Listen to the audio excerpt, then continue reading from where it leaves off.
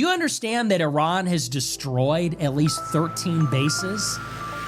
The Pentagon is lying to us. Iran hit the Gerald Ford and took it out of commission. They told us about the Gerald Ford that there was a fire in the laundry room.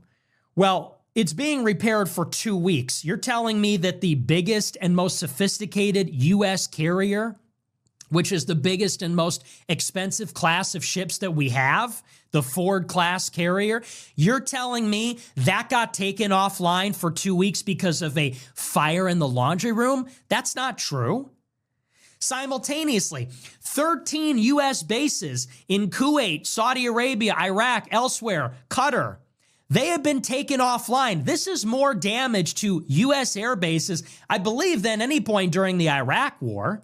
These bases have been rendered inoperable. The damage is extensive. They're underreporting the extent of it. And they're actually putting up soldiers now in hotels because they can't stay at the bases.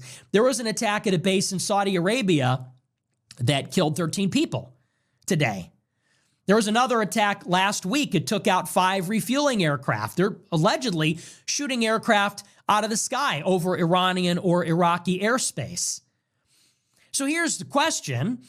We can't protect the Strait. We can't protect our military bases. We can't protect our floating base, which is the carrier. How are we going to protect an island that's off the coast of Iran? And the coastline of Iran is 600 miles. So you've got 600 miles of coastline from which Iranians are going to be launching fiber optic drones that can't be jammed. Literally have an unspooling fiber optic cable behind it connected to the receiver. How are you going to shoot down hundreds of drones flying at the island? How are you going to shoot down what may be Iran's most precise and advanced missiles that they haven't used yet because they're waiting to exhaust U.S. interceptors?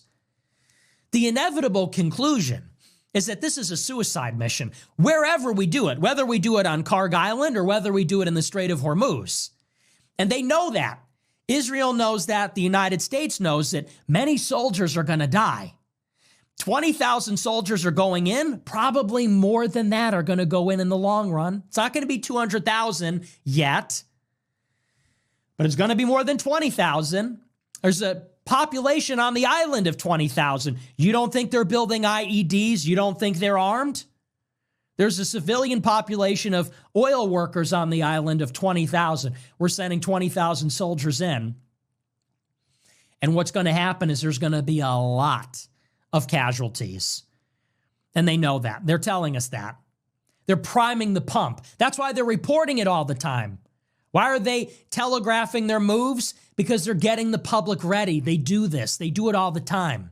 They did it when we withdrew from Afghanistan in 21. They told us this story about ISIS-K and blah, blah, blah. They're doing that now. And they're telling us a lot of Americans are going to die. The Israelis are telling us Americans are going to die, but that's okay. We're okay with that. آنچه در مورد ما میگویند